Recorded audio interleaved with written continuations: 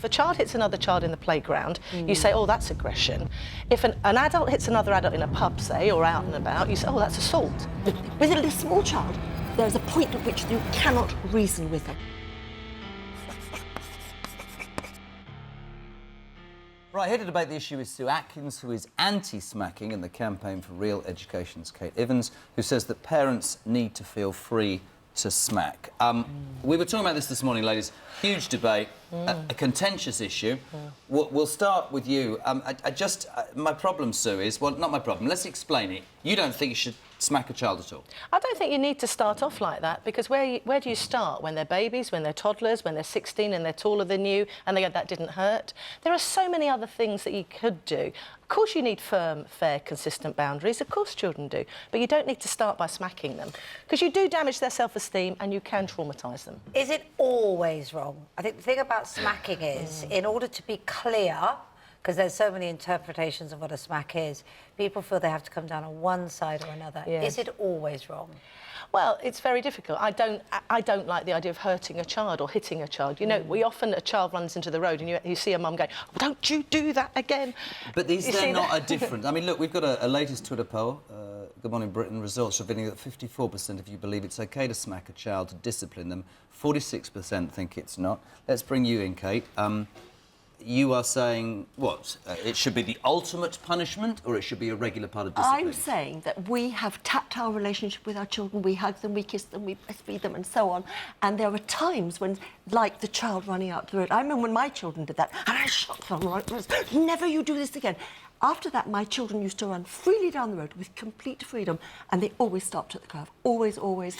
And there were occasions did you do that shake? Did you do that physical shake? Deliberately, yes. Because you would thought, this is the best way to stop my child going to the road again? Or did you do it because you were full of panic, full of fear, and in some cases full of anger? But you can't have thought that through because you didn't know they were going to run to the road. The point Kate made in the meeting this morning is how many parents not lose it, but get to a point where suddenly do that. No, I thought... And that's dangerous, I thought it through. I knew because I did it with both my boys. So but I stopped them there, on the curb. Right like that, to stop them ever doing it. And after that, they were completely free on the streets. I wanted my children to be free. I wanted them to make their own judgment. And occasionally, hardly ever, I did this. So it worked, but it worked. Well, but the problem is with smacking is where do you start and when do you stop? And if it's hard and what if you're angry and you actually lose the plot and you smack a child? And then they look at you because you're... But listen, can I just say this then? Right. If I used to be a deputy head and class teacher for 25 years, so if a child hits another child in the playground, you say, oh, that's aggression. If an adult hits another adult in a pub, say, or out and about, you say, oh, that's assault. But if I hit, or somebody, you know, your parent hits a child, oh, no, that's all right, that's discipline. It's fair enough, isn't it? What are we actually teaching them? That violence is a way to resolve problems? I don't think you're being... When you do that, I don't think you're actually being violent. I think you are making a tactile contact with your child. Because of the politically but if you go like this, you are being violent. The problem is... What is that? Is that a clip behind the ear? Is it... I mean, I've said to you this morning, I've been in the supermarket and seen a woman whack this child and leave... you know, marks on the back of his legs, terribly uncomfortable. And if you do that in public, what are you doing? But I probably got a clip round the ear when I was a kid. I'm being serious. Don't say I just... No, I'm not going to say that. No, but did you get a clip round the ear when you were a kid? No. Did you? No. Not round here. My mum... Did I get a smack? Yes, I did get a smack. And I remember my mother saying to my father, we're going to stop smacking. This is ridiculous. This has got to stop. And they never smacked me. All they did was reason with me. But there's a point at which... With a small child, there's a point at which you cannot reason with them. No, and that's why you mustn't hit them. No, you can do that. And then you say, oh, but I love you, I didn't know what you did. And then they look at you in fear. No, they don't look at you in fear. Well, I work with an awful lot of parents.